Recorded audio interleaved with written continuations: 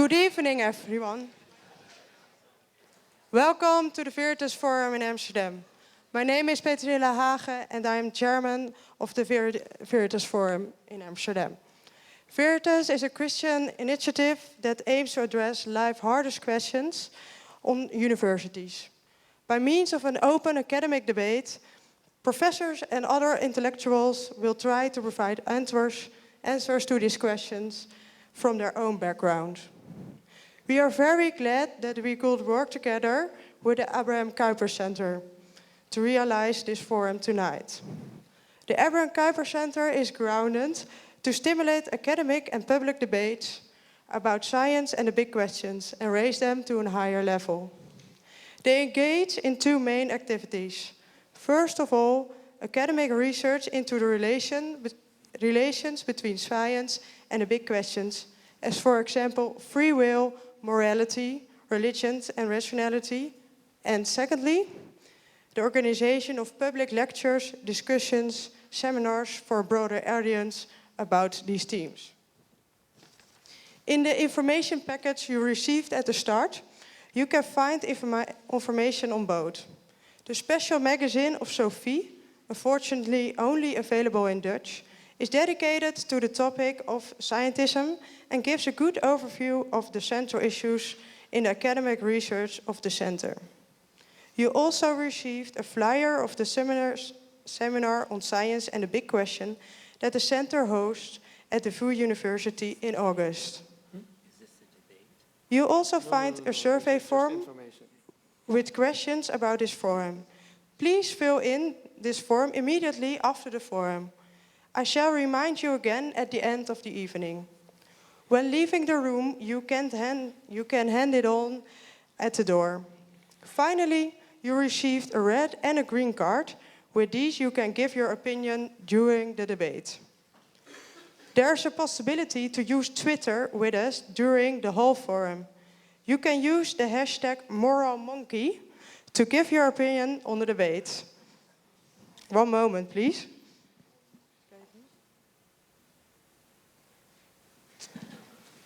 Very important. You can find Veritas by tweeting at Veritas_Adam as shown on the screen. We would really like you to participate in this if possible. The debate will be finished around 10 and after that we will have drinks at the Nieuwe Poort. A special welcome to our speakers, Professor Frans de Waal and Schloss, who came all the way from America to be with us tonight. Before we start the discussion, I would like to introduce the discussion leader, Professor Nico van Stralen. He's a professor of animal ecology at the VU University. His specialism is evolutionary biology. He writes columns and has been a speaker at multiple events, as for example, Lowlands in 2012. So, he is most qualified to lead us through the discussion and help us to participate. A warm applause for Nico van Stralen, please, and enjoy this evening.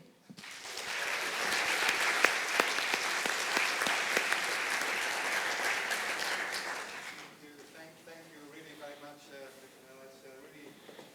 It's exciting actually to be here with all of you in this discussion. Really exciting to be with so many people here tonight.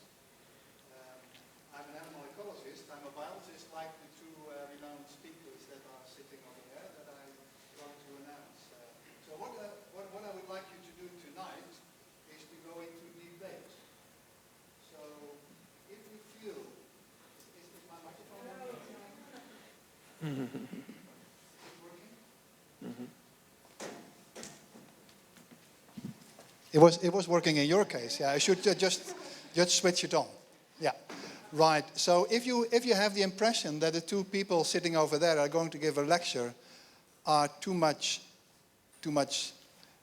in agreement with each other, you know, we want to have a debate, right? So then you just ask questions that separate them a little bit from each other. That is a kind of a philosophical tradition to do like that. So we are going to discuss about really important questions.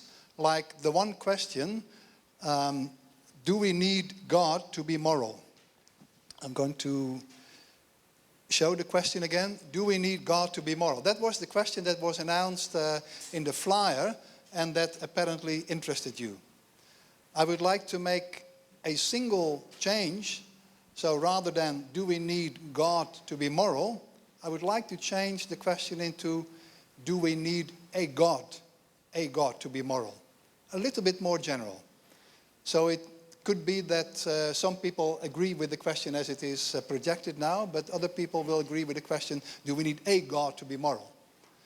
Now, in order to stimulate the debate, I thought it would be a good idea just to give your intuitive opinion. I need some help of you to count. Is that okay? Yeah. So you do have green and red tags, labels. So just don't think too much. Some people just think too much. If you agree, you hold up the green card. We do need God to be moral. If you disagree, you hold up the red card. And I'm going to do the test again. Yes, now, 1, 2, 3. Poof.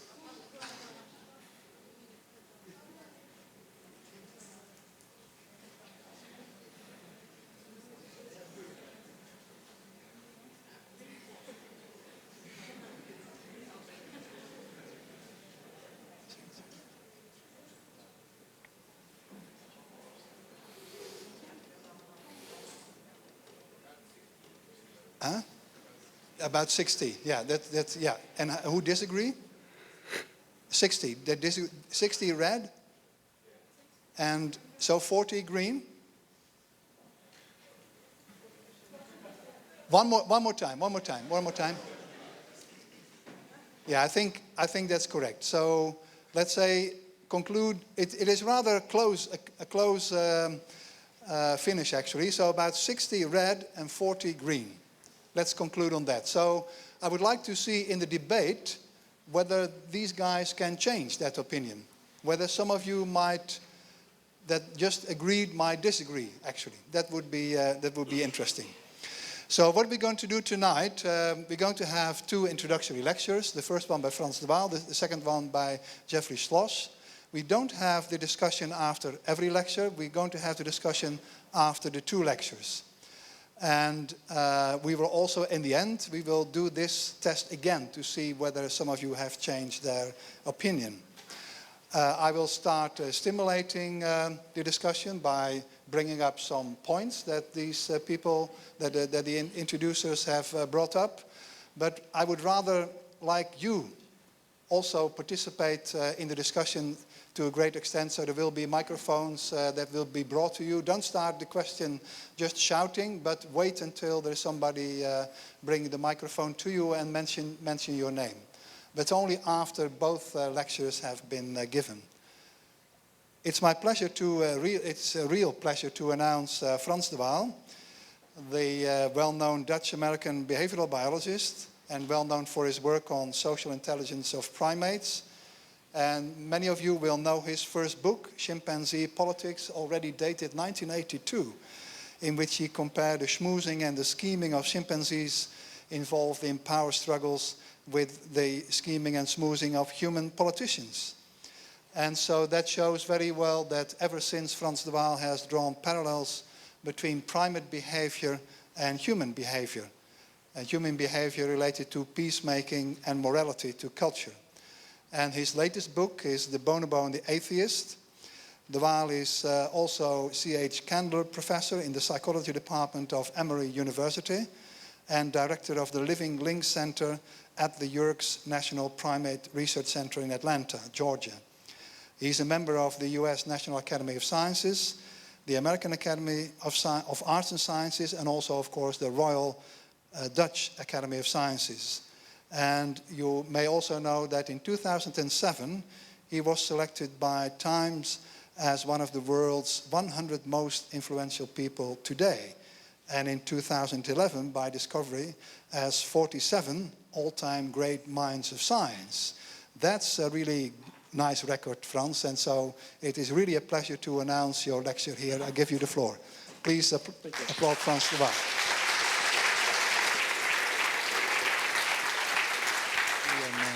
I would like to give the floor and welcome Professor Jeffrey Schloss.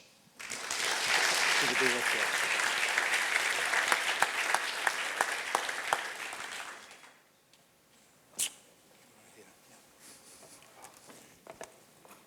Yikes.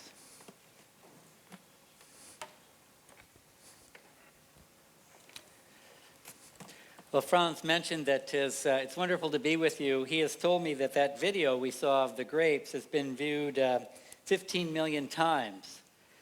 I think I'm probably 1 million of the 15 million. I really love it. And although this evening was billed as a debate, I don't want to shy away from acknowledging areas of disagreement. But I have to say, Frans and I have done this several times, and I view it as more of a conversation. I'm a Christian. He's currently choosing what word he wants to use, and you know, there's a proverb from the Hebrew Scriptures that says, "Iron sharpens iron, so one person sharpens another." And I think, especially on these issues, which are so fundamental to human flourishing and that are so complicated, we ought to be free to be candid with one another about where we disagree, but we ought to be free also to accept correction and input and perspectives from others. So here we go. The title of the evening was, "Do we need God to be moral?" Already we're into a little bit of trouble because this question can mean several different things. One of the things it could mean is, do we need God to know what the right or the good is? Frans has been arguing that we don't, that even non-human organisms have some sense of propriety, of fairness, of empathy.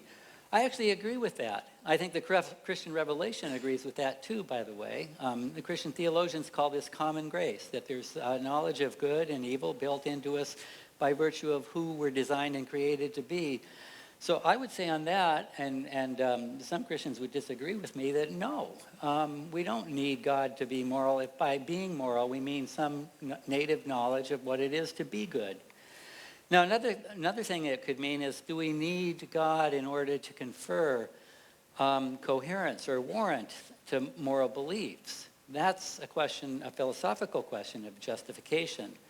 That is to say, do we need to be at least a theist in order to rationally believe there's a moral structure to the cosmos and that there are such things as moral facts? That's a question which I'd love to discuss in the discussion session. I'm not going to be addressing it, but my reading of the philosophical literature is that there are non-theist moral realists who are something like Platonists, who believe that there are moral facts, but that God lends coherence or justification to belief that they're in moral realism. Now, the question that is closest to home, I think, is not do we need God to know what's right, not do we need God to lend philosophical coherence or justification to moral beliefs, but do we need God as a motivation or even an empowerment to do what we think is right? And here I need to say two things. The first thing is, it seems a little presumptuous to say we in that question. Frans spoke autobiographically, and he says it's not so much that he knows there is a God or doesn't know whether there is one, but he just doesn't find the question interesting. And I just have to say autobiographically, I didn't grow up in a believing household, and I'm not sure why this is true, but that question was always a fundamental one to me. I thought I just couldn't escape the power of it. And my own experience is that having come to believe in God, it's not so much the belief, actually. It's the experience of the presence, the care, and even the forgiveness of God that has proved to be a wellspring of moral motivation in my own life that I didn't have. So I need God to be moral. But that's not to say that I don't have dear friends who don't share those beliefs, and in who many ways I look up to as my moral betters. So I think we need to be free to speak autobiographically here and also respect the perspective, experience, and virtues of people who don't share our beliefs. Now, all that said, we're both biologists. What does the biology have to say about these questions? And I want to do three things with you. And these were questions that were given to us as presenters. Frans has dealt with them in his own way. I'm just going to tackle them straight on. One of my hosts, Renee van Woudenberg, sent these to us in advance. What is it? What is morality? What's the nature of it? What's its origin? And then what does this have to do with religious belief or philosophy? And first of all, what is morality? What is its function? This is a question, of course, that's been debated for thousands of years. Biologists have recently contributed to this question in virtue of different aspects of human nature that they believe morality comes out of or is designed to solve. And here, Frans and I have a lot of overlap. One view of human nature, and this dates back before biology to Hobbes and earlier, is that humans are innately selfish, and that life itself is innately, in some sense, selfish. So one of my colleagues, David Barish, is famous for having said, "What's in it for me is the ancient refrain of all life." So what does morality have to do with this, if this is a true characterization of life? There are actually two different views that biologists are proposing. One is that morality, in some sense, serves selfishness, serves a selfish agenda. So Michael Gisdon says, "Scratch an altruist, watch a hypocrite bleed. No hint of genuine charity ameliorates our vision of society once sentimentalism has been laid aside." And the author of one of the earliest current books on biology of morality, the evolutionary biologist Richard Alexander at University of Michigan, or formerly at U of M, in his book, The Biology of Moral Systems, claims this. I just want to read you the whole quote. It's really interesting. I suspect that nearly all humans believe it's a normal part of the functioning of every individual now and then to assist someone else in the realization of that person's own interests to the actual net expense of the altruist. But despite our intuitions, there's not a shred of evidence to support this view of beneficence, or for invoking anything other than nepotism and favoritism to account for human societal structure. Alexander believes that humans not only aren't good, but that morality doesn't make them good. Morality is a means of being as bad as we can get away with without paying the social consequences. And he speaks of conscience as being a reputation alarm that goes off when we're cheating in a way likely to be detected and thereby eroding the capital in our reputational bank account. It's difficult to imagine a more cynical view of morality, but that's one tradition in what morality does in the humans are bad to the core version. There's another version. It's that morality constrains our innate selfishness. And I think Frans takes a hard run at this view. He calls it Bernier morality. And the view it works like this, that humans are basically selfish biologically, but somehow somebody, God or human reason or the Enlightenment, has invented something better. There's a cultural innovation that we impress upon our nature. Nobody says this better than Richard Dawkins. Be warned that if you wish, as I do, to build a society in which individuals cooperate generously and unselfishly toward a common good, you can expect little help from our biological nature. Let's try to teach generosity and altruism because we are born selfish. So, of course, these views predate biology, but there's an evolutionary rationale given for them. Humans are selfish. If we want to be unselfish, it has to come from someplace beyond our biology. By the way, this is sometimes stereotyped to be a religious view of morality, that somehow morality comes down from God. It's recalcitrant. It doesn't fit with our human nature. This wasn't Jesus' view of morality, by the way. He said, for example, the Sabbath was made for man and not man for the Sabbath. In other words, to the extent that there are moral principles or rules, those are decodings of who we are and what it takes to flourish, not impositions on who we are. And this dates back to ancient views in the Christian tradition. So, for example, Irenaeus says at the outset they refuse to be what they were made, humans who share passions with animals. They override the law of nature. They already want to be like God, the Creator, before they even become human. And one of my favorite thinkers, Blaise Pascal, said, man is neither angel nor brute. And the unfortunate thing is, now here you might expect him to say, if you make people into animals, they're going to be immoral, like the quote that Frans started with. But he doesn't say that. He says, the unfortunate thing is, he who would act the angel acts the brute. That is to say, if we lose touch with the fact that we're embodied, created beings, we lose touch with actually the reservoir of what the moral life is supposed to fulfill. So another view would be that morality springs from natural goodness. I think this is close to what Frans argues for. And he has really not only persuasive, but just fun empirical support for this. So in this talk and in his writings, he's talked about empathy, comforting behaviors, reconciliation behaviors, cooperation and fairness in non-human primates and in other creatures as well. And then we can do with human beings moral dilemma experiments. So some of you may have seen this one. It's called the trolley car dilemma, where imagine this is you and a trolley car or a train is going the tracks that's going to kill 5 people. You can pull a switch and it'll go down this track and kill just 1 person. Would you do it? I guess I could have you hold up green cards or red cards. Actually, if you have them, I'm just curious. Would you do it?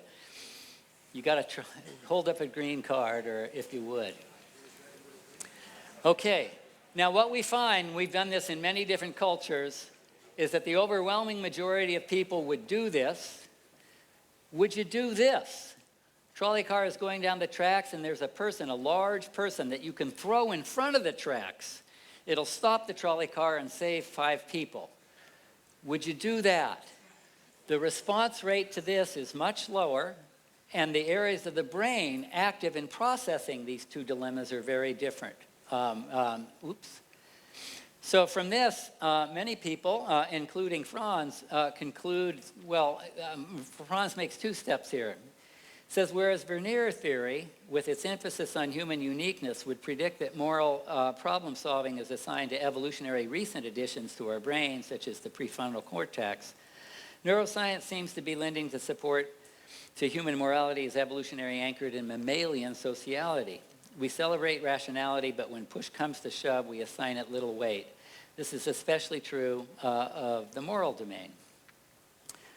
So lastly, I would like to make a distinction between what I'd like to call natural goodness and moral virtue. So Frans's work with primates and even the trolley car dilemma point to some dispositions which seem to be native in human beings and in other mammals by virtue of their primate sociality, and also by virtue of the way they care for their young, which requires attentiveness and alertness to the needs of others.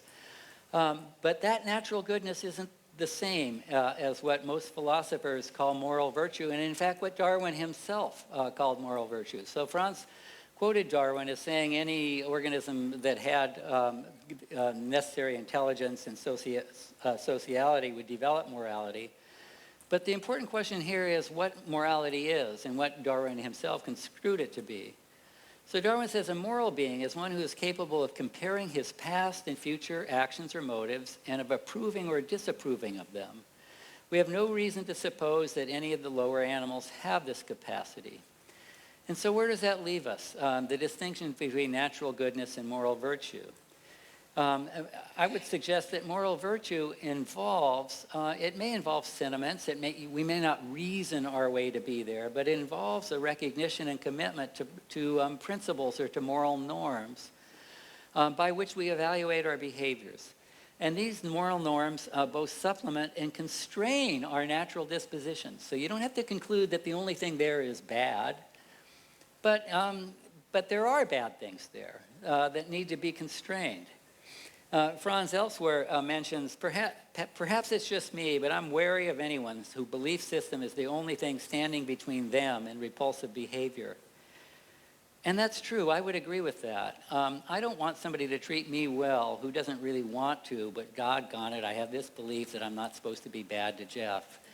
I don't want my wife to be faithful to me only because she has absorbed this moral rule. I want her to love me and want to be faithful to me. But there are times when all of us have dispositions not to treat others well. Here's a wonderful example from one of my favorite movies, actually. I don't know if you've seen this. It's old now, called Lawrence. It's Lawrence of Arabia. And in this movie, an American reporter goes to Prince Faisal. Lawrence is a British expatriate who is working with militia groups in the Arabian Peninsula. And the reporter says to Prince, Lawrence is so merciful.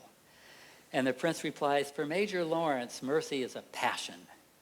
For me, mercy is a convention. Judge for yourself which is the more reliable of the two. And by the end of the movie, Lawrence was slaughtering the enemy who had surrendered, shouting out, take no prisoners. And the history of, in fact, this is just one example of military atrocities suggests the volatility of our passions. And that there are times when moral rules or principles are the only thing standing between us and atrocities. And I'd argue it's good that we have those things. It's not good if those are the only things that contribute to treating others well. But there are times when they are the only things that constrain us from treating others badly. Secondly, moral virtues or principles focus and extend the domain of who we construe as worthy of moral concern. Now, those words might already sound objectionable to you. You might say, what do you mean who's worthy of moral concern? But the fact that you would think that is due to the fact that you live in the 21st century. So it may be the case that fairness wasn't invented in the Enlightenment, but it is the case that, as Peter Singer suggests, notions of equity, while they may be fundamental, have expanded in terms of the human groups to whom most people think they apply. And that expansiveness has occurred over millennia, actually. And there was a radical expansion in what many historians call the axial age, where there was the recognition that all human beings are entitled to some degree of equitable treatment and worthy objects of moral concerns. And in the Asiatic religions, in the Western monotheisms, and in Greek philosophical thought, around 2,000 to 4,000 years ago, you get the cultural emergence of these ideas. These ideas are not innate, although they do draw on and fulfill innate dispositions. And lastly, I would just suggest that a difference between natural goodness and what you might call moral virtue or commitment to moral principles is that it not only constrains, it not only extends, but it transforms our moral vision. So you have this expanding circle of moral concern, from tribalism to larger groups, to nations, to finally, in some traditions, to love your enemy love. But then the next question is, well, but what does it mean to treat people well? Not just who do we treat well. And so, again, over history, we've had a radical transformation of what it means to treat people well. So even a matter of centuries ago, slavery was considered to be morally okay, although there were still moral injunctions on how you should treat your slaves. So there's a proverb from the Hebrew Proverbs that says, pamper a slave from childhood, and in the end you will have a son. So there's a moral injunction there to treat your slave well. But slavery itself was considered morally acceptable. That's not the case anymore. So the moral imagination imagines new forms of obligation. That's something that's not innate. So for all those reasons, I actually want to argue not for top-down morality, but against the dichotomy between top-down and bottom-up morality. I would suggest that a right view of morality is that it's consonant with our deepest dispositions and inclinations, and it fulfills us. Something becomes wrong because doing that not only hurts others, it hurts us. But who we are, in fact, isn't sufficient to seamlessly generate by sentiment alone the highest moral ideals and norms. So when Frans says the moral law is not imposed from above or derived from well-reasoned principles, rather it arises from ingrained values that have been there since the beginning of time, I want to say yes and not entirely yes. That it's consonant with ingrained principles that have been there since the beginning of time. And I actually think really since the beginning of time. I mean, not just in humans, but in mammals. And not just in mammals, but there are certain principles of cooperation that extend deep into the phylogeny of life. So it arises from, maybe not, but is consonant with. And for that reason, I would say this is a false dichotomy, but I would completely agree with Frans that the veneer theories of morality that suggest it only comes from above, and to use the words of the British philosopher Mary Midgley, is somehow an imposition on a recalcitrant biological substrate, that's a wrong view of morality.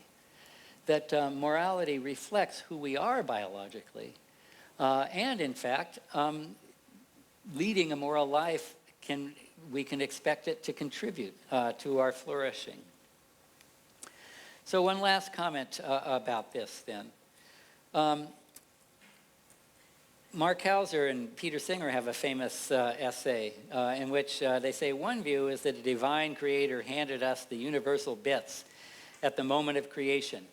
The alternative, consistent with the facts of biology and geology, is that we have evolved over millions of years a moral faculty that generates intuitions about right and wrong, and for the first time, research in the cognitive sciences, building on theoretical arguments emerging from moral philosophy, has made it possible to resolve the ancient dispute about the origin and nature of morality. I'm not completely sure what ancient dispute they're referring to, but this would be my prime example of a false dichotomy. So it could, in fact, both be the case that morality, or the capacity, the cognitive capacity to have moral beliefs and make moral judgments did evolve. And it could also be the case that there is a creator who endowed creation from the moment of its creation with a moral structure that at least allowed, and if not mitigated toward, the origin of some creatures. Now, whether in fact that is the case, that's another argument. But whether these two proposals have to be opposed to one another, there's no reason in the world that they have to be opposed to one another, and Hauser and Singer are simply inventing a dichotomy that isn't a logical entailment of the ideas themselves. So how about the evolution of morality? Those are some comments on what morality is. When we speak of the evolution of morality, we think of at least two things. We think of, what's its purpose? What is the selective advantage that morality or other biological characteristics yield, and what's its phylogenetic history? And Frans has done work in both areas. Just a quick comment on selective advantage. Most biologists believe that morality is an adaptation to foster cooperation, but there's a lot of discussion and debate right now about which particular challenges or impediments or roadblocks to cooperation it is a solution to, what kinds of selection generate morality, and in fact, even what morality itself is. So in morality, unlike other characteristics, I'm looking at hair color right now here in the audience. That's a single identifiable phenotype. Morality involves morally salient behaviors, the capacity to have moral sentiments or feelings or judgments, the central tendency, what kinds of judgments or feelings most people in most cultures have, the capacity to form moral beliefs, central tendencies and moral beliefs. And for all of these things, there are different evolutionary proposals. I'm not going to go into this in depth right now, but the point I want to make right now is the explanatory landscape of evolutionary proposals for morality is highly varied and filled with debate right now, including by some biologists, such as the geneticist Francisco Ayala, who doesn't think morality is an adaptation at all. He thinks it's a byproduct of other cognitive adaptations, but morality isn't linked to fitness enhancement. Now, what I'm not saying here is that there are in principle reasons why evolution or biology can't explain morality. I'm just saying we're not there yet. We have the clear existence of moral building blocks in non-human organisms. The extent to which morality contains these other features that I mentioned, there's debate right now. Okay, how about the evolutionary history? So Frans has powerfully made a case for evolutionary building blocks being present in non-human organisms. So we might say, the biologists might say, there's strong evidence for phylogenetic continuity. But the main point I want to make as a biologist is that phylogenetic continuity doesn't necessarily entail phenotypic continuity. And by that I mean the fact that there is a sequence, a transforming sequence in the stuff that things have been made of, doesn't mean necessarily that there aren't big gaps. So here's an example. There's material continuity between living and non-living systems. People used to think there might not be, that there was a vital force operating in living organisms and that there wasn't actually material continuity. Most biologists now think there is material continuity. You're made of the same stuff that chairs and gases and the other features of our world are made out of. And yet biological systems are capable of behaviors that are radically different than non-biological systems. So it could be the case that some species, could be humans, could be other species, represent phenotypic discontinuities and yet are still came about by common descent or phylogenetic continuity. Are you with me? And that's an empirical question. Are there discontinuities in phenotype? Frans is a varied thinker here. So sometimes with great nuance he acknowledges ways, and he did even in his lecture today, that there are some features that appear to be distinct, but are anchored in commonalities. I would completely agree with that. Other times not, so we can maybe explore this in the question session, but Frans has mentioned, not in this book by the way, that it is the rare claim of human uniqueness that holds up for more than a decade. We have no basic wants or needs that cannot also be observed in our close relatives. Well, this isn't a debate, but this is one point that I disagree with. I agree that there are profound and actually ennobling continuities, but that there are also discontinuities, and I'll just throw out a couple of them.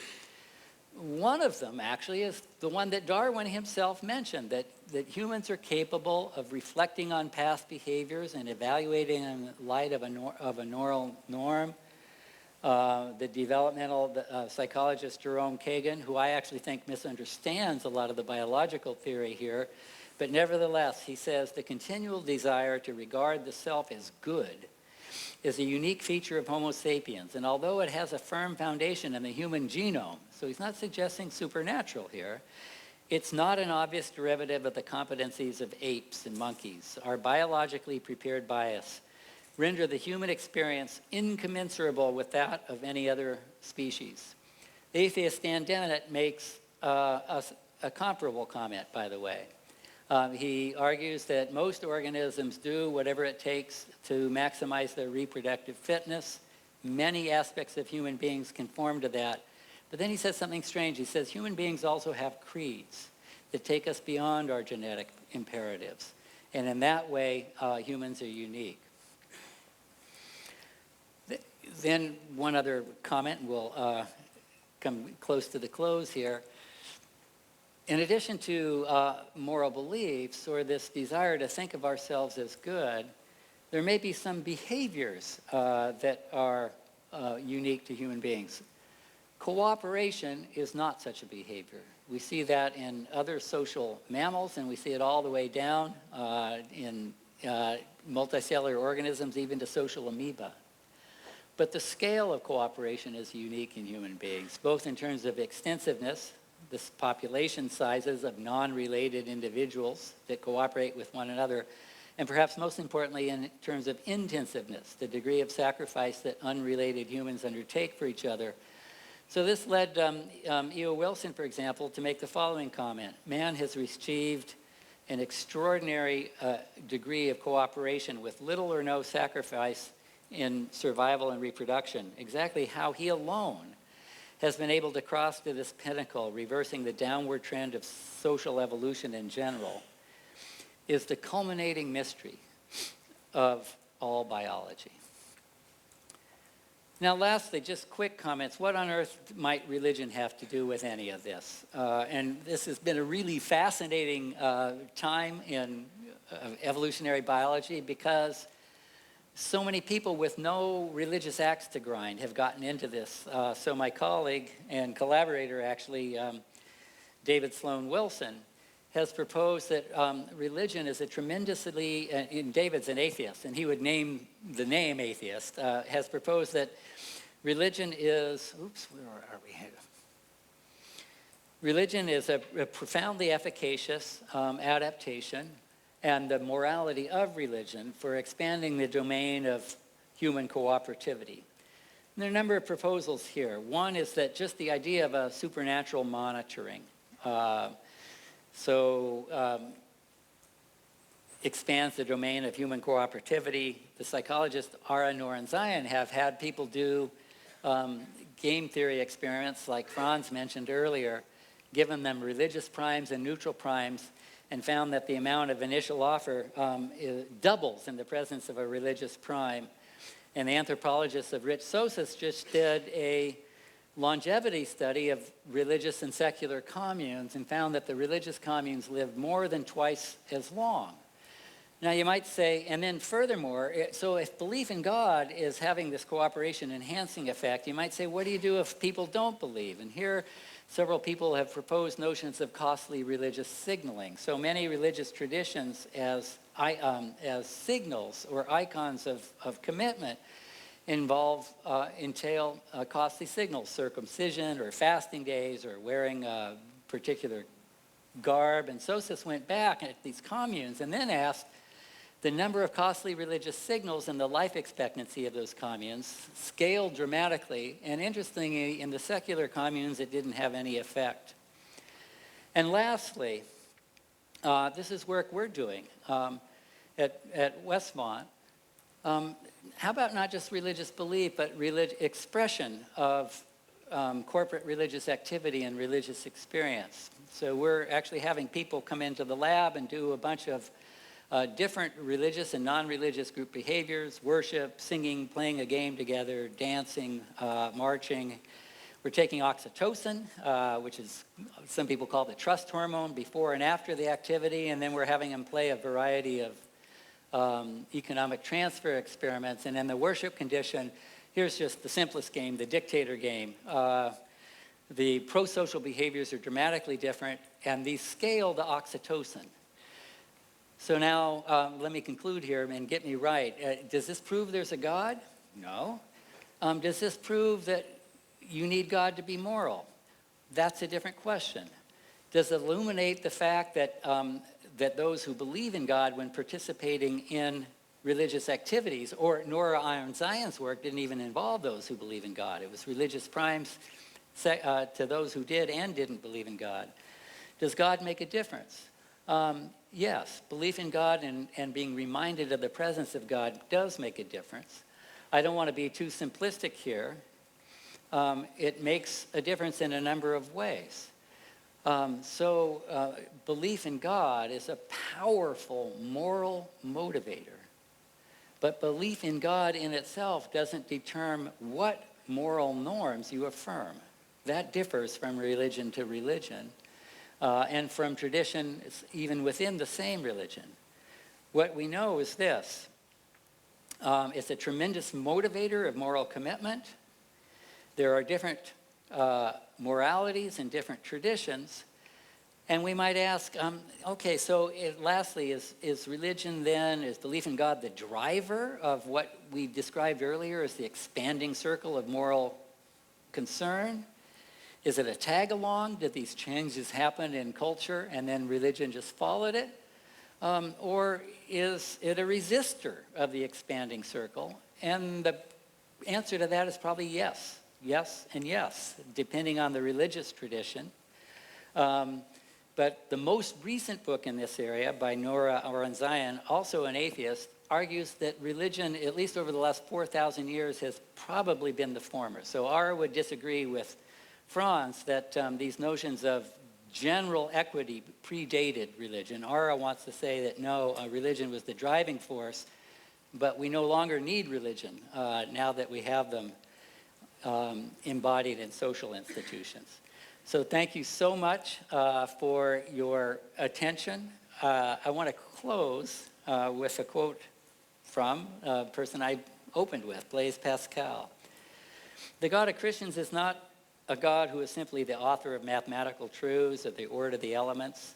He's not merely a God who exercises his providence. The God of Christians is a God of love and comfort, a God who fills the soul and the heart of those whom he possesses, a God who makes them conscious of their inward wretchedness and his infinite mercy, who unites himself to their inmost soul and who fills it with humility and joy, with confidence and love, who renders them incapable of any other end than himself.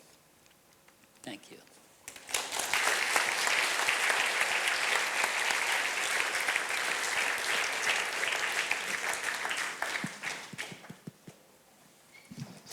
Thank you very, very much, Jeffrey, for this very inspiring lecture. It was a pity that actually that you skipped the Good Samaritan, but there was very quickly I saw that picture, and so. But we'll maybe return to that later. May I invite the two debaters here to sit on these stools over there? And I would like, by way of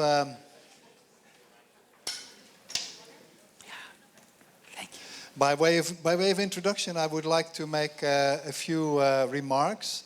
So you've heard Frans de Waal, of course, with a lot of experimental evidence, emphasizing the great continuity in behaviors that are really, let's say, human-like and deal with some aspects of moral behavior.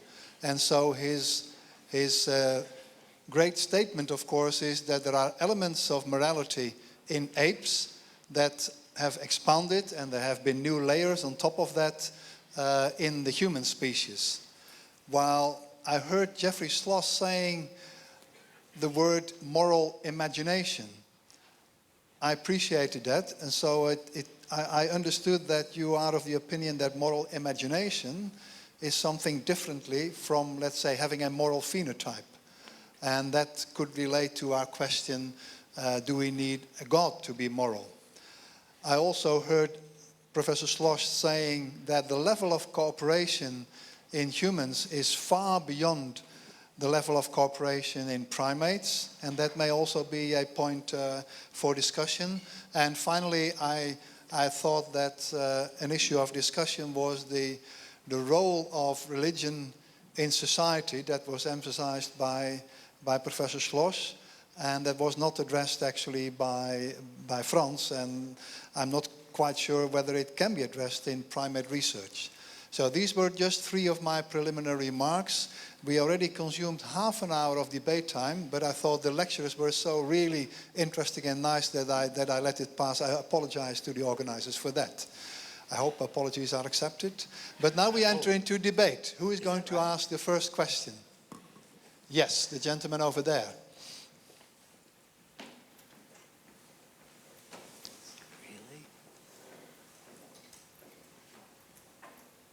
Could you stand up and tell your name, and then ask the question? Also tell to whom the question is addressed, or maybe the question may be also addressed to both of these people. But please, yeah.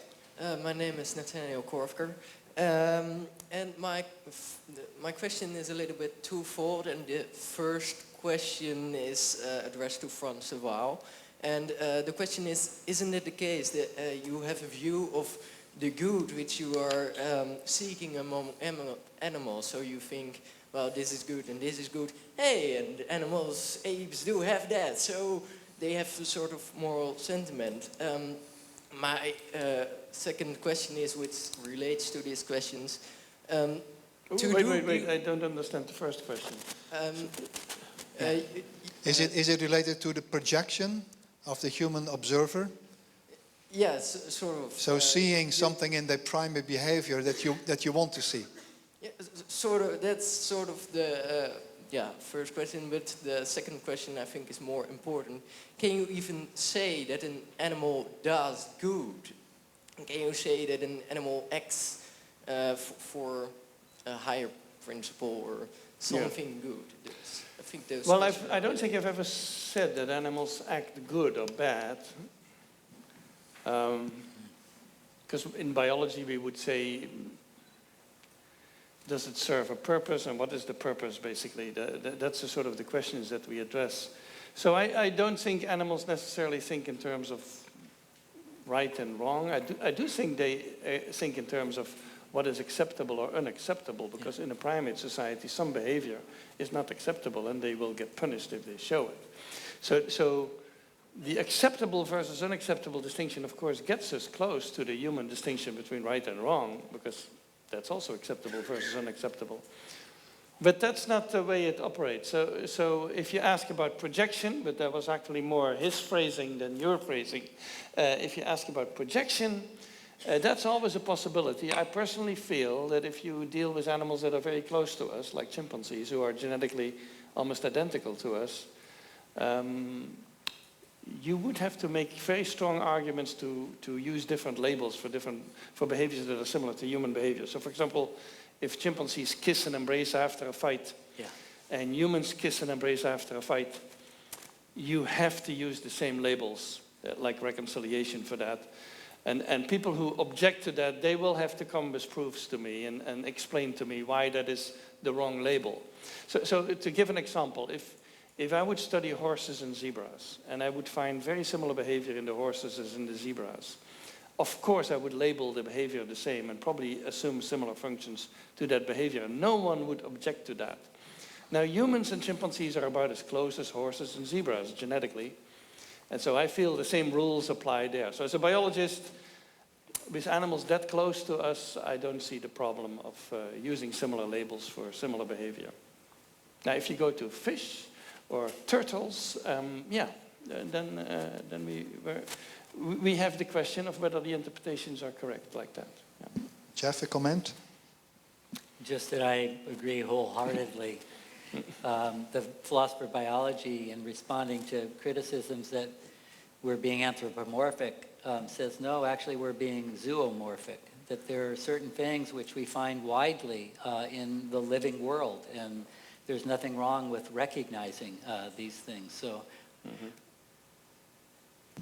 Is the question been answered?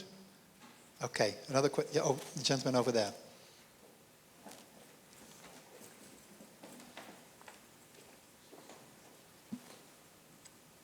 Hi.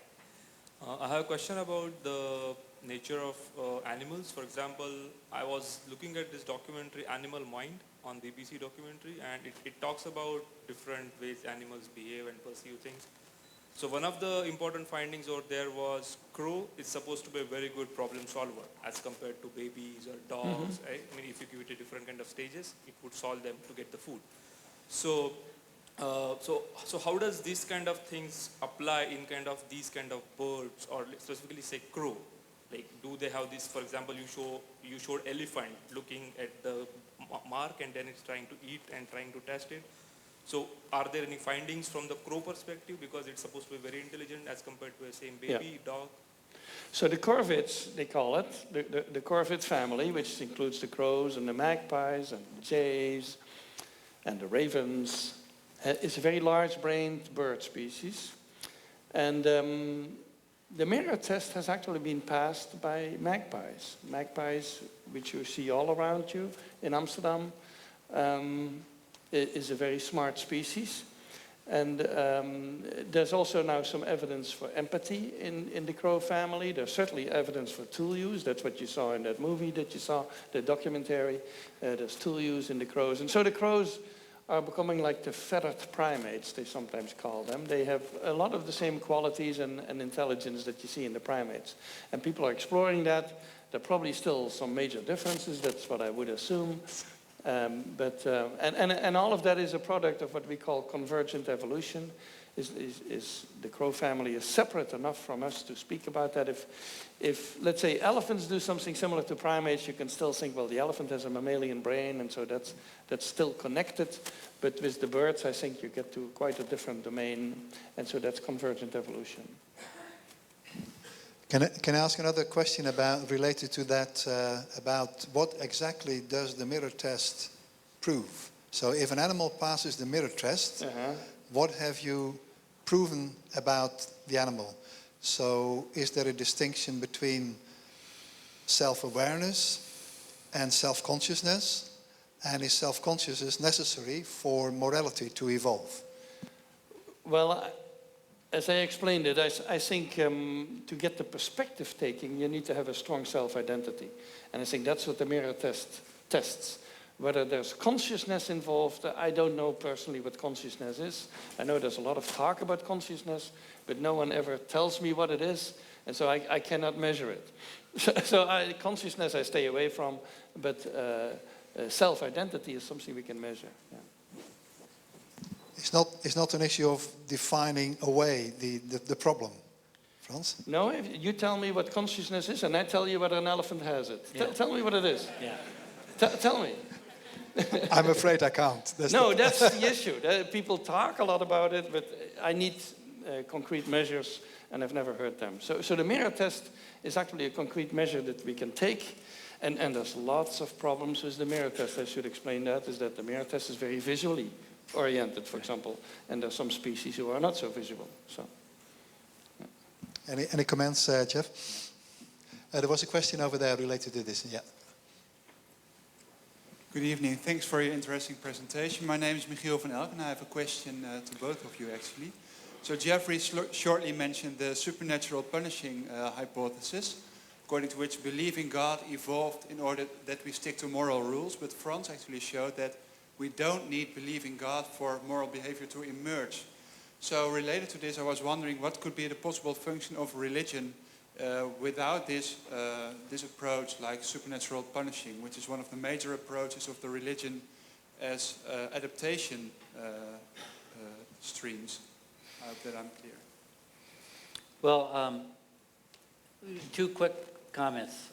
I don't know that Frans actually did show we don't need belief in God for moral behavior to emerge. Frans has shown in animals that we don't need, I mean, presumably animals don't have belief in God, that we don't, they don't need belief in God in order for behaviors to which we attach moral salience to emerge, like reconciliation or fairness. One of the points I wanted to make is that these behaviors aren't the same as morality. Morality entails the this is Darwin, not me. It entails the evaluation of behaviors in light of moral norms. So I don't think Frans has shown that. Notwithstanding, I happen to agree with it. We don't need God in order for moral behaviors to emerge. There are plenty of people who don't believe in God, and there were times in human cultural history, presumably when belief in God didn't exist, and we still had moral behavior. So what's the proposal? The proposal is this, that as human societies became too large to keep track of faithful cooperators by virtue of direct exchange history, that's straight reciprocity, and as they even became too large to make cooperative decisions with potential cooperators by virtue of reputation, that's Dick Alexander's theory of the origin of morality, that it's a reputation management system, if you'll remember. But at some point, a society becomes too large where we have opportunities to cooperate with people that we don't even know their reputation. So the proposal of David Wilson and Ara Noren-Zion and others is that in those kinds of human societies, and there is adaptive benefit in scaling human societies up, you need some mechanism for controlling defection. One mechanism is an advanced institutional government or policing system.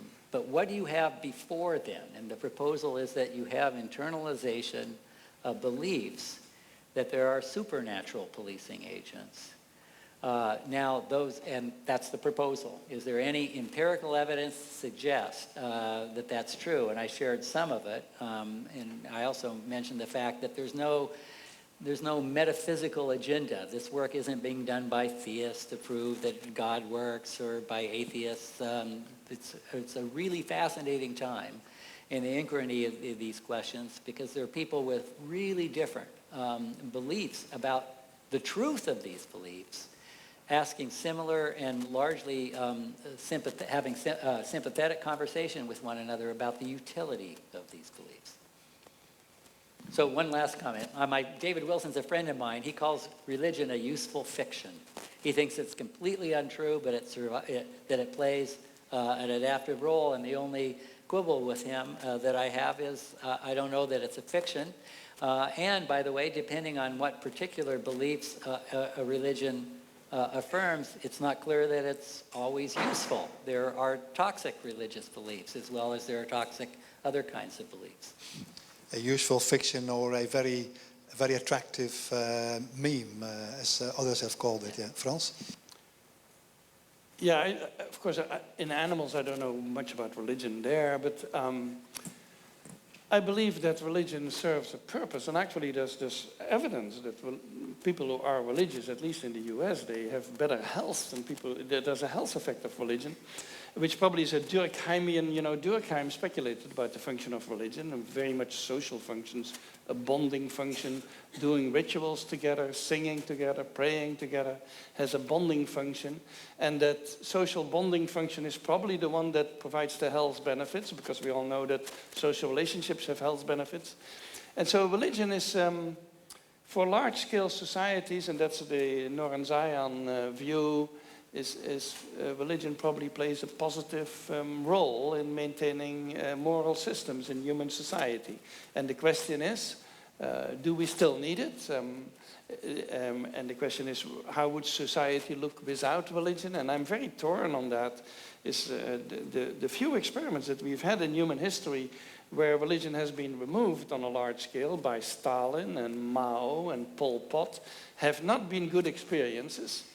And that doesn't mean that religion cannot be phased out quietly and go silently into the night and disappear, and we would still be okay. That would be a very different approach, of course, than what Stalin did. But still, you have to wonder if large-scale societies can exist without religions, and all of them have religions. And so that's a bit of the question also. Still, for me, as you say, what David Sloan Wilson says, for me it's a fiction. I'm not a believer in religion as sort of like God exists type thing, but I do believe religions have played a constructive role in the large-scale societies that we developed. I would like to turn the question a little bit back to the main question is about do we need a God to be moral? Which is slightly different from the usefulness of religion, of course. You both realize that. So I'd like to give the floor to another question. Yes. Microphone. There is 2 people coming towards you. No, only one. That's one too much.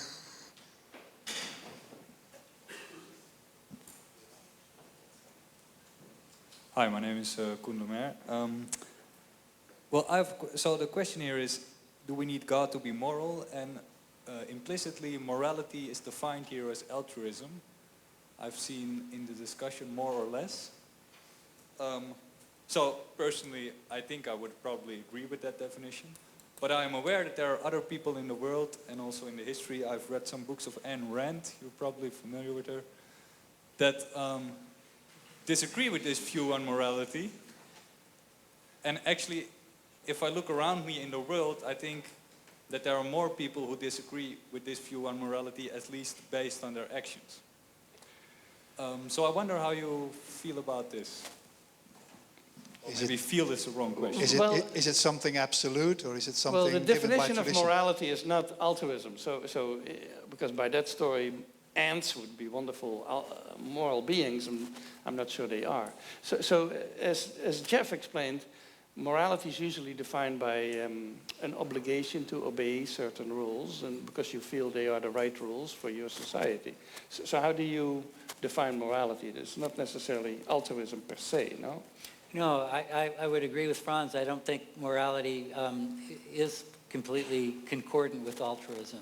So there may be moral rules or principles, but in the bottom line is that morality entails a commitment to the well-being of others and to exercising diligence and responsibility in caring for others. And in some case, it's not altruistic at all. So when I care for my children, I think I have a moral obligation to care for my children. That's not altruistic. That actually, biologically, that ensures my fitness. When I keep my marriage vows to my wife, I think that's a moral commitment. But it's not an altruistic one. So some people think of moral obligation as just honoring commitments to the well-being of others.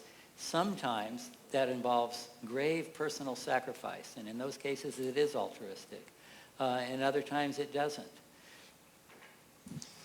Can I try to draw a divide between the two of you? So Frans emphasizing the biological building blocks of morality, and you, Jeff, emphasizing, as far as I understood it, also the reflection upon morality. So morality is something which is not only discriminating between good and bad, but also to realize, that's why I wanted to emphasize the idea of consciousness, so to reflect on that decision and to realize what you're doing and to also see that in other people. So is moral imagination more than just the biology of morality, maybe?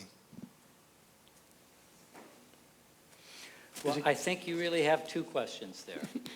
One question is exercising the moral imagination and is participating in the full-orbed moral life something that is greater than simply the empathic and caring dispositions that we see in other primates and that we see in ourselves? And I think it is. I think it is greater than that, and not in the sense that it is necessarily supernatural, or that it could be, or that it is opposed to that. I'm in complete agreement with Frans that it's a fulfillment with that, and it is founded in that. But the issue is, first of all, there are constraints in our natural dispositions to care. And secondly, those of us who are honest with each other also know that we have other dispositions. We have the dispositions to exploit and abuse and be indifferent. So there's something about the moral life that adjudicates our dispositions and constrains those which we think are not good and tries to extend and elaborate those which we think are good. So no, I don't think that these moral building blocks, which are true building blocks, I believe they're necessary but not sufficient to account for the moral life. Now your next question is, does that mean that they're not biological? Well, you know what? I'm not sure about that. The moral life may entail the quote I read from Jerome Kagan. Kagan believes in human exceptionalism. He thinks that we have capacities that other organisms don't have, but that they are biological capacities. So that's a separate question. That's almost a metaphysical question, right? And I think that's a much tougher question. Frans? Well, you know, I never get to that sort of reflective capacity that is involved in morality, because I don't think I can get a handle on that. For me, the main issue was that in the 70s and 80s, under the influence of popularized biology, basically, which was sold to us as Darwinian biology, but was actually of the making of people who were not really Darwinians. They sold us this kind of biology that said that inherently we are selfish and competitive and aggressive and violent. Violence and aggression was the main topic after World War II that the biologists addressed. That in that context, people said, and morality, we don't know what to do with morality, that doesn't fit. And so that is something that was tacked on later, culturally or religiously or whatever. That's not part of human nature, it cannot be part because it's something totally different. And so my main mission in life, so to speak, as far as morality is concerned, is to explain that, yes, we have violent and aggressive tendencies, there's no denying that, but we also have all sorts of other tendencies. And that morality is not something that was tacked on later, but is completely congruent with these tendencies.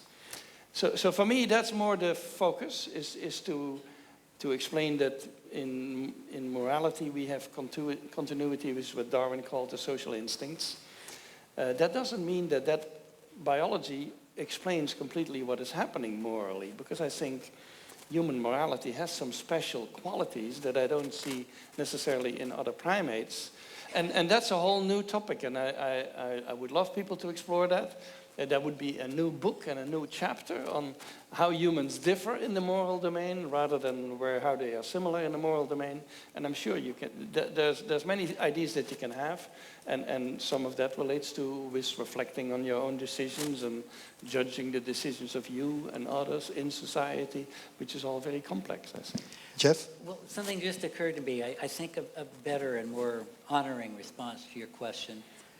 So, you know, the question of whether the moral imagination, exercising it, is biological. I actually think it's exceptional. I think it's unique to human beings. And that's not because I have some commitment to needing human beings to be unique. I do have a commitment to honoring the importance of what you might call the moral imagination. But is it biological? And I think that the more important question is this: it might be biological. You know, some people believe in a non-material soul, others don't. But the important, I think, question is, when the moral imagination is exercised, does it ever respond to something that isn't biological? And by that I mean two questions. The moral realist would say there are moral truths which exist independent of human perception. And there are moral truths are not just invented, they're discovered. They're discovered through a process of imagining what might be there. But are they biological? And here Frans and I may differ, but I'm a moral realist. I believe that there are moral truths that exist independently of human beings. And the second is this, back to my conversation with David Wilson when he says religion is a moral fiction. So there are lots of cases of religious and in some cases non-religious people having their imaginations provoked by what they took to be an experience of the reality of something outside of themselves. So the Nobel laureate Dag Hammarskjöld talks about on a snowy evening, hearing simply a question, will you say yes to the good? Or Mother Teresa on a train talks about hearing a call within a call. Will you serve the poorest of the poor? Now here's the question about the moral imagination being biological. It might be that the capacity to respond is simply a function of who we are as embodied creatures. But and Frans doesn't find this question interesting, but I actually find it compelling. The voice that Teresa and Hammarskjöld heard, did they invent it? Or is in fact there something there that's calling us? Let's see whether somebody from the audience can address that question still a little bit more. Yes, please, over there. Could you wait for the microphone?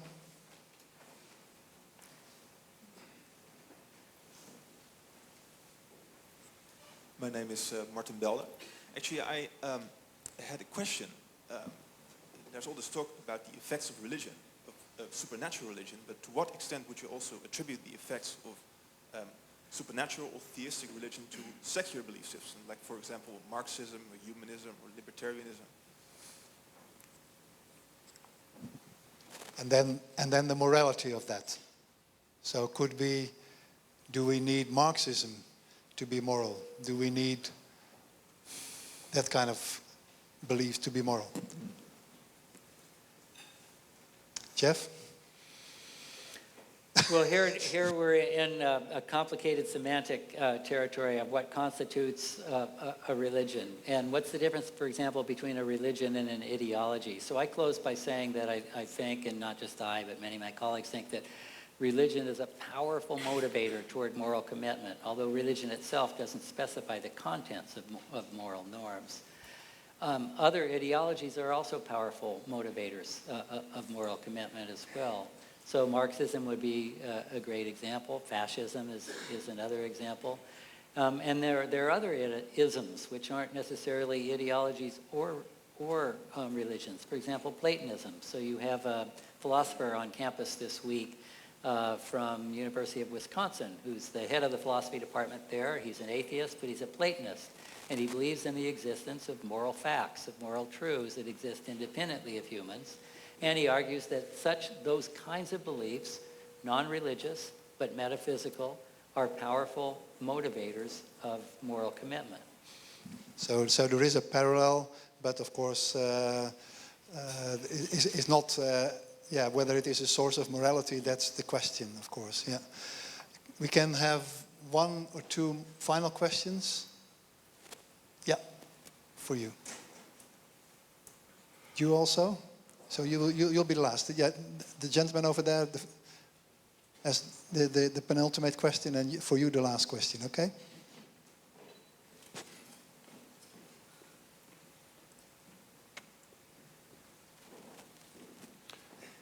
My name is Lamar. I have a question to Jeffrey. You said that a religion could be seen as a driver or as a tag-along feature. And I was wondering what your opinion is about religion being in the root of morality, because religion was mostly a driver in the past times, for example, in the Middle Ages. And in the present time, it's more seen as a tag-along feature. So I was wondering what your opinion about this is.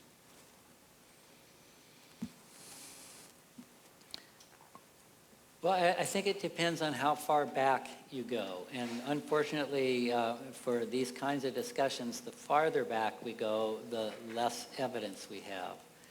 So current evidence from hunter-gatherer societies suggests that early religions involved belief in supernatural entities, but these entities were not necessarily moral beings who were concerned about the affairs of men. So this is of human beings. So this is, and there's some debate about whether hunter-gatherer societies that have survived to the day are adequate representations of original human cultures.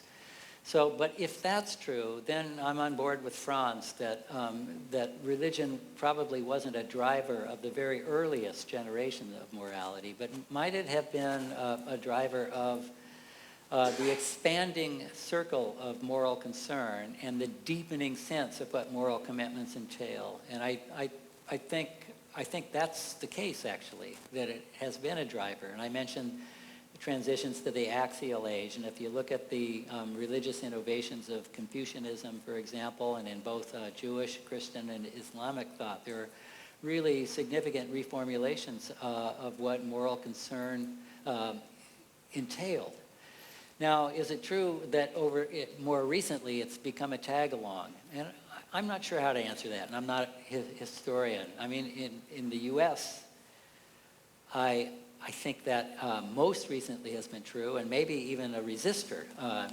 It's been a resistor to certain moral change. But you don't have to go very far back to see, again, at least in the West, in the abolitionist movement and the women's suffrage movement, again in the U.S., that religion was a driving force in those movements. And I should say also in the emergence of a pacifistic or nonviolent commitment to strategic interactions. There, religion most clearly in both in Christian and other Asian religions have been the driving force for pacifistic visions. Yeah, let me say also that it's often assumed in Northern Europe that the role of religion in morality has sort of disappeared. More than half the people are atheists. We don't need religion anymore. But if I look at the Netherlands, I see a very Christian society. Even though people may say that they're atheists, many of them do, in the core of the culture, it's a very Christian culture. And you cannot wipe out the effects of religions like that in a couple of 20 or 30 years. And so I'm not convinced that what we have now in the Netherlands is mostly a secular culture and a secular morality. I don't think we do. And I think the same, I've had the same discussions in Scandinavia with Swedes and so on. And I think the effects of religion are very much lingering, and so it's very hard to determine how a society would look without religion because we don't have them. And I think that's a very significant fact, is we don't have large-scale societies without religions. They don't really exist. And if religion has disappeared, it's only recently disappeared, and so we don't know really what that does. What a privilege to just be interacting with such a fair-minded colleague. I really mean that. And just a quick comment on religion as a driving force.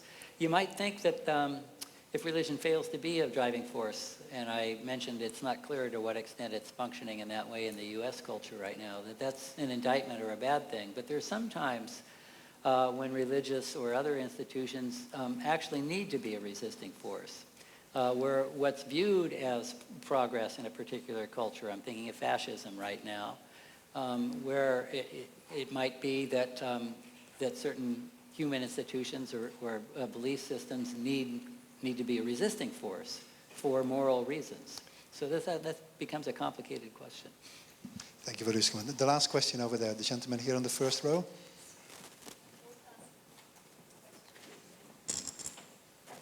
Excuse me? Well, I think we have a chairman here. No, I think because I would be the first woman who asks a question. Yeah. So I think we would have to do Please. that. No. No. You asked the question, and the lady over there will be allowed a question. Sorry for that. I do have a question to actually about the experiments of the Frans de Waal. Because you showed in the last experiment the monkey with the cucumber and the grape and some jealous-like behavior or angerousness. So, but how do you know it's not just arousement because the monkey is used to getting what he wants with this behavior? So how do you know it's like a moral cubic stone and not just behavior that is beneficial for it? So did you have I'm sure hundreds of times? I'm sure it's beneficial. So we biologists, we think also always when we see behavior like this and it's systematic, we think it must serve some sort of benefit. Otherwise, why would you do it? And the same is true for humans.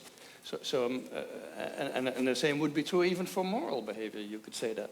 And so the monkey, we think it relates to cooperation, is that if you are cooperators, like these monkeys are, and chimpanzees are, and humans are, you need to watch what you get out of the cooperation. And so if I go hunting with you on a regular basis and you take always all the meat and I get very little, that's a very bad deal for me. And I either would start protesting against you or I would start looking for a better partner because you're not a good partner. And so that's where the inequity aversion comes from, we think. And that's why it is found in dogs and monkeys and chimpanzees, which are all cooperative animals. And actually the non-cooperative animals that have been tested, they have not shown much of this reaction. And so we think it is tied to cooperation. And it is a reaction that has benefits for them. So that's why they're protesting. See, I do understand, but you say that this protesting is also some feeling of right or wrong or a moral cubic stone. So no, it has if to. If it's just beneficial, why would it be then good or bad? Or I think good or bad, why would it be moral? The origin of these tendencies is because they are beneficial. So, for example, empathy is a good example. Mm-hmm. We think the origin of empathy is maternal care, where it serves a clear purpose. Whether you're a mouse or an elephant, you need to take care of your children and respond to when they cry and when they're hungry and when they're in danger. So that's how we think empathy got started and why females have more of it than males and why oxytocin has an effect on empathy. And from there it spread to other relationships, but always in a context where it is beneficial. Other relationships can be cooperative or can be with friends who support you and so on. And so there are no characteristics that are general in the species that are detrimental to the species. They don't really exist. So they're always, to some degree, beneficial. That doesn't mean that you always have the benefits in your head when you show them. And so you showed the Good Samaritan, and we didn't get to discuss the Good Samaritan, but it's a very beautiful story about empathy, basically, that is given at a moment where there's no benefits. And so these things can be extended to situations where there's no direct benefits, but overall the capacity must have had some benefits, otherwise it wouldn't be there. Can I propose you continue this discussion afterwards? Can I propose that you continue discussion afterwards? Because I want to give the very last question to the lady over there. So my question is actually about, we had that before, about the size of groups. So for you, Frans, don't you see that in animals that at a certain point of time they split, the group splits because it's not they don't have the moral system in this group anymore, and that it's different to humans because we're such a large population now that we need religion or a moral belief system. So that actually it's only inherently when you're a small group, but as soon as you become a bigger group, we need a moral system, as for example religion. And the second question would be... Wait. Let's do one question at a time. So human societies have started to grow. Of course, we used to live in small-scale societies, and if you look at the hunter-gatherers, what is it, 100 people, 200 people, or the magic number nowadays, 150 people. So that's the size of the society, and that's a bit what we have in primate groups, and when the groups get too big, they split. And so I think for millions of years we've lived in that kind of small-scale societies, and then at some point when we settled down, probably with the agricultural revolution, we started to expand. And societies got thousands of people, sometimes now millions of people. And that's why Jeff brought up Noren Zion's view, is that at that point, you cannot maintain a moral system where everyone keeps an eye on everybody. That's not possible anymore if there's a lot of anonymous people running around. And so in that case, you need something else. And maybe religion was the answer to that kind of expansion. Yeah, but that can't be explained by your point of view because you can't see that in bigger groups. From your point of view, you can't. Yeah. But in my view, people had morality before the expansion occurred. So people had moral systems within their societies, a bit like reciprocity systems and reputation systems. They had them. So morality was completely in place before the expansion occurred. But when the expansion of society occurred, some other solution needed to come along to make it possible. So the question is then, what was first? What do you mean? So how you say that there was first something so humans have these inherent moral systems, yeah, and then religion came as a tool. To reinforce it. Yeah, that's what you're saying. Okay. That's what I think, yeah. Okay, thank you. And the second question was actually to Jeffrey. It was about how do you see how moral systems will evolve with the globalization, since there are so many different religions. Do you think they will merge into one big religion to keep the moral systems, or do you think there will be little ones, and do you think the moral systems will be kept in that way then? I didn't hear him. Is that directed? The question was to Jeff Schloss, right? Yeah. Could you give a short answer to that, Jeff? Yeah. In terms of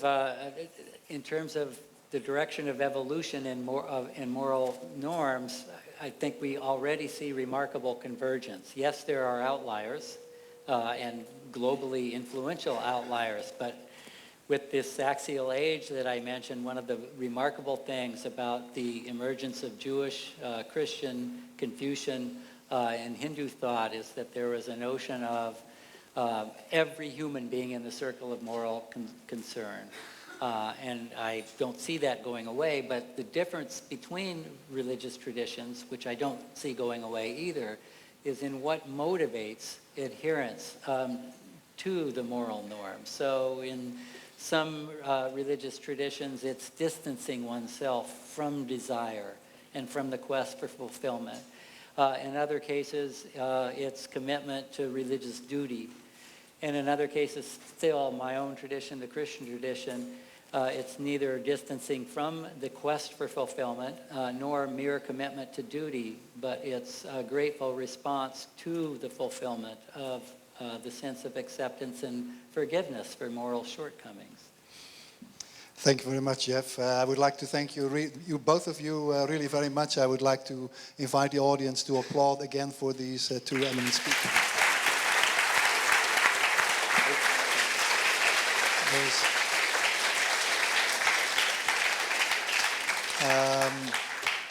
We did not solve the basic philosophical or theological question, I think, that was addressed. But as far as I'm concerned, we did have a really enjoyable debate this evening, and we learned a lot from each other's points of view. So that is my only final statement, but because what you can do with in such an occasion is not too much. You cannot solve all the questions of the world in one evening. That would be a real miracle, I would say. I would like to see it happen here, but well, not always. So I would finally, maybe a smaller miracle can happen if a lot of you did change your opinion on the basic question, do we need God to be moral? So could you raise again the red or green labels if you agree? Do we need God to be moral? You raise the green card. If you disagree, you raise the red card. 1, 2, 3. Nou, zeg het maar.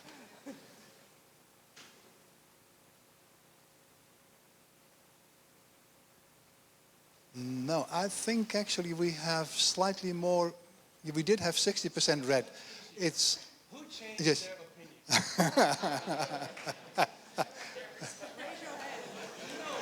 opinion? No change of opinion. Okay. Well, Red and green raised by the... That was interesting. I will give the floor back to Forum Veritas.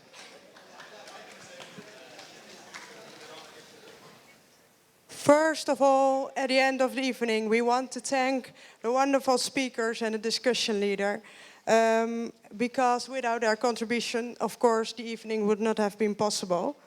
Frans de Waal, thank you very much for your interesting point of view. And Jeffrey Schloss also, thank you for your refreshing point of view on this matter. So, thank you.